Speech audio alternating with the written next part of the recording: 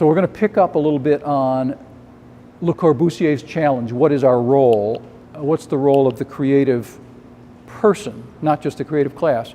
And specifically, what about big number one? What's my role? How am I going to fit into this big economic morass? So this is what I mean by the quest. And it's actually a bequest. What I mean by that is the layers of wisdom that have been laid down. I use the word wisdom, I don't really like it. The creative acts, the posters, the websites, the things that have gone before that excited us enough to want to be in this business are the kind of the stepping stones for us that help us go faster, but they also represent some profound questions. When I started out in my career, I was grappling with some basic things. I wanted to know what of what I was being taught was real, made sense. Was it still true? And which parts of it maybe were no longer true? And so I ended up writing this book that Carolyn mentioned, Dialogues with Creative Legends, and it came out of this very set of questions. I didn't set out to write a book. I set out to get a job. I thought I had something inside me that wanted to get out, but I didn't know what it was. I didn't know if anybody needed it or how I was supposed to use it. I was concerned with, can I do anything that can help the world? Is there anything big I can leave behind that's valuable, that is bigger than me? And especially, how do I get noticed by the people that are doing this incredible creative work that just makes my socks roll up and down? It's so cool. I had this idea that if I could meet some of these famous designers and find out their career plan, I could follow the same plan and get to be where they were. So the key thing, of course, is how do I get a freaking job and support myself while I'm trying to figure all this other stuff out? Because I can't wait to get all the answers. I got to start earning. This book was kind of chronicles getting noticed, the skills that were required. I learned a lot more by trying to get to the famous mentors, or at least as much by the quest as I did by actually interviewing them. So we're going to hear from some of these people who had such great ideas. Now, to go back to this little diagram for a minute, you'll notice that we're on the bottom. And that's intentional on my part, because an important part about our role, what makes us valuable, is that we're leaders, but we're also followers. We're servant leaders.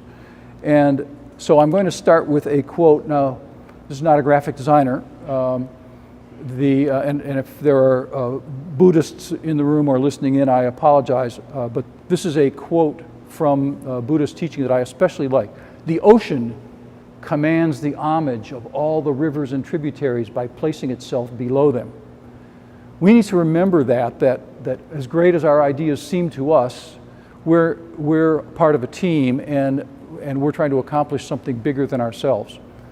There's sometimes when you may not want to be part of the team, you leave it or walk away, but if you're on it, it's important to maintain this attitude of humility. Here's a much more practical quotation. This is from actually my first boss out of college. And I had a rough couple of weeks when I was out of college. I had terrible interviews. I went home, redid my portfolio every night. I thought it was the portfolio that was wrong. What was really wrong was me trying to control these interviews and motor mouthing my way through it. This guy kind of slowed me down, and he had in his office a collection of model trains. That was his passion. And so we had something besides me to talk about. And that made a huge difference. But he would say, you're going to have fallow periods. You're going to have periods when things don't work. You're going to have periods when you're super productive. Having a creative center, a collection, something you're passionate about is what helps you level out those peaks and valleys. And so I've remembered this for a long time, and I've also discovered that collections are kind of a key to understanding the people that you work with or that you'd like to work with. If you're trying to get mentorship from someone famous, and you know that they collect American flags, like in the case of Kit Heinrichs, that's a way to approach him that's more than just saying, "Wouldn't you like to hire me?" Here's an example of that from my career. Don't ask me why. I have this fascination with street furniture. every time I go somewhere, I look at, what do the park benches look like? What are the street, and especially sewer grates and manholes. They are amazingly diverse all over the world. So I started just taking pictures of them. I didn't know why, and it took a long time. So at some point, I got introduced to the product manager for the Museum of Modern Art in New York. And I started describing this. I said, wouldn't it be fun to make some products out of these? And I didn't even finish the sentence. She said, yeah, coasters would be a great one. So we ended up making a set of coasters that, a European edition, we went on to an American edition. That led me into doing other work for them for their Frank Lloyd Wright product line. I think having a passion for something, even if you don't know why, is a valuable personal resource. Don't be afraid if it's crazy. Don't worry about exactly where it's going to take you. If it's exciting to you, ride that train. I don't know how many of you have studied graphic design enough to know this man. He was arguably one of the most influential graphic designers of the last century, to some people the most influential. I went to New York in part wanting to interview this guy. And his phone number was unlisted. His work was everywhere, but he was hard to get a hold of. I finally did get an introduction, and I said to him, I'm really interested in how you, and he said, became Rand. And I said, yes, that's what I want to know. How did you become, you work by yourself, you do all this amazing, you did the IBM logo, you don't have a big studio. How can any one person be this productive? He said, well, if people want to dink around, they can hire somebody else. I tell them right up front, if they hire me, the work will be excellent, but we're going to do it my way. If they walk out, great, I got lots of other work. Now, I don't recommend this as a strategy right out of school, but it is an important idea that you are working toward establishing relationships of trust with your boss, with your management, with your customer. Whatever the situation, you cannot do even good design, let alone great design, without a client that trusts you and in whom you have trust. Here's another designer from that same period. George Nelson, in his day, was kind of the spokesman for the design profession. He wrote well. He was a very relaxed and wonderful public speaker. And at the time that I went to New York, my wife was in graduate school, so I was paying her tuition. I paid a bunch of money to train into New York. I didn't have 2 nickels to rub together. And so I heard that he was teaching, and I called and said, I can't afford tuition, but could I come and listen? He said, sure. So I remember marveling to him after one class, because he could get up and talk about design as though it were the most natural thing in the world, and everybody wanted to buy it from him. I said, boy, I wish I had that skill. He said, it's not an innate skill, it's just practice. And this is a really important thing to know, because having good ideas, being able to do great design, is half the equation. The other half is being able to convince people that your ideas are good, that they are worth executing. And it's just practice to be able to get up in front of people. You're going to screw it up a couple of times. Get over it. Keep going. So this was a great piece of mentoring that he gave me, and I wish I could thank him today. You can never pay it back, but you can pay it forward, and that's why I'm here. Another wonderful Nelsonism. He looked out at the room just like I'm looking at you, and it was a room full of students at Pratt. He said, you have won the genetic lottery. You have talent. You have something that most people can't dream of or understand. You have an obligation to use that. Use yourself up. Don't die with a single good idea left in you. I must say that has cost me a lot of late-nighters and overtime trying to live up to that challenge. But I think it's really valuable to remember that we do have, I don't remember ever not knowing how to draw, but some people look at, a sketch and say, boy, I wish I could do that. Each of us has something a little different, and discovering what's in your basket and how you can use it is part of the journey you're on. Nelson gets a fair amount of space in the book because he had such good ideas and he was so generous with his time, but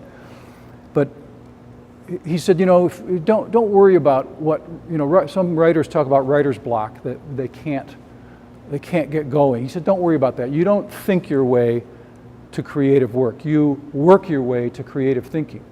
He said, just get started. Sketch, research, read, draw, photograph. Do something to get, and the thinking and the doing will take you someplace. May take you down a blind alley. That's okay, just keep going.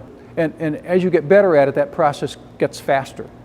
Sylvia Harris was a designer, terribly short life, but she lived large. I didn't get to interview her. I wanted to very much. Her office was in Boston, but she was one of the very first female partners in Skidmore, Owings and Merrill, big worldwide design organization, mostly architecture, but they do other things. And she was made an AIGA medalist posthumously a few years after she died, but she had a lot of really great nuggets. One of them is this idea that design teaches us not to make assumptions. I didn't exactly know what that meant right off, but I think what she was saying is that we are given frequently a design brief. Somebody says to us, here's the problem, now you solve it. And that problem is based in some cases on facts, but in some cases based on assumptions. And the assumptions can be wrong or can be misleading. And so part of our job that she's talking about here is to examine what's given to us. Say, does this need to be in here? Is this important? Not that we're rebels and we throw everything out, but we do have to maintain kind of an analytical skepticism about it. And so I'm going to give you a quick example from my own career about this very idea. So I have this wonderful customer in Indonesia. They're delightful people. They're exactly 12 hours ahead of us. And so I got a call once on a Friday afternoon, so it was Saturday morning their time. And they said, we want to participate in the World Gas Forum. This company, PGN, manages the energy infrastructure in Indonesia. And so it's run out of Sydney, but the actual conference is in Versailles, just outside of Paris. And we've got a booth that's in the Czech Republic, but we've pretty much decided we can't really use it, but we'd like you to salvage any of it that we can to save money. And of course, I'm here in Atlanta, 12 hours away. So it's Friday night, I just made myself a martini. And they said, by the way, we're desperately late. Can you come up with a design by Monday? And so, the great thing about a tough deadline is they know they've got to make decisions. So I went ahead and made some sketches pretty quickly, emailed them back. We got approval. We went into design intent documents, is where you start to really get into the nitty gritty of dimensions and materials and stuff like that. And my customer was this marvelous Chinese woman in Indonesia, said, they did tell us that they wanted a modern look, but it's too bad that we can't have something that gives the flavor of Indonesia. And she said, but I assume that since we've got approval, we're already down the road. As soon as she said that word assume, I thought, what if? What if I could come up with, so we've already got this design that we can't change, but so I said to her, we've got this little greeting area here. What if we made that into a coffee bar? Because one of the things I learned about going to Indonesia, they have the best coffee in the world. Java, Sumatra, those are names we see on the bag. Well, they're in Indonesia. Those are islands. That's where they grow the stuff. Well, just like French wine, they don't send the good stuff away. They keep it. And they have a different way of making it. It's a whole different drink. And so I said to her, what if we make that into a coffee bar, but don't buy your coffee beans in Paris. Bring them from Indonesia. Bring a barista from Jakarta. Have them bring his machine. And so, one of the things that makes them a wonderful customer is that they listen, and much of the time they say, okay, we'll do that. So they did the heavy lifting of importing their beans, and so this is the way the booth built out, and you can see a few people there on the right enjoying their coffee. This booth succeeded because they had a good story to tell and because the design worked out well, but it also succeeded because they had something nobody else had. They had this wonderful aroma. People were kind of following their noses to the booth, and once they got there, they kind of lingered over their coffee, so they got to have the conversations and do the deals that they needed to do. So I don't take any credit for their success other than just this is a good illustration of this idea of questioning assumptions and being able to raise your hand and say what if at the right time. The design profession, like many others, has been relatively slow to incorporate women and people of color. AIGA, on the other hand, has been way out front. We had, we started in 100 years ago, we had our first woman executive director at the national level in 1950. And then this executive director, who was the third woman executive director, Carolyn Hightower, I actually just talked to her. She's in her 80s. She's not in great health now, but she took AIGA from being a New York club to being a national network. She just made it happen. Marvelous person. So one of the things that she said, you know, she came to Atlanta in the 80s. There were, I don't know, 9 of us or 12 of us that were AIGA members. She sprinkled water and said, "You are now a chapter. You know, go forth and multiply." But one of the things she said while she was there, she had been a designer herself before she became a administrator. But she said, you know, design seems like such hard work to those of us that do it. It feels bloody. It feels like there's all these blind alleys. There's these sleepless nights. But you have to remember that to the people that get it, or the people that don't see all that messy process, it looks kind of magical. You hold that iPhone in your hand and it's so beautiful and simple. You look at a Porsche or a Ferrari or a Jones of New York, or a garment, something that's been really designed where they've sweated the details. It's so simple, and it gives us such a great aesthetic experience.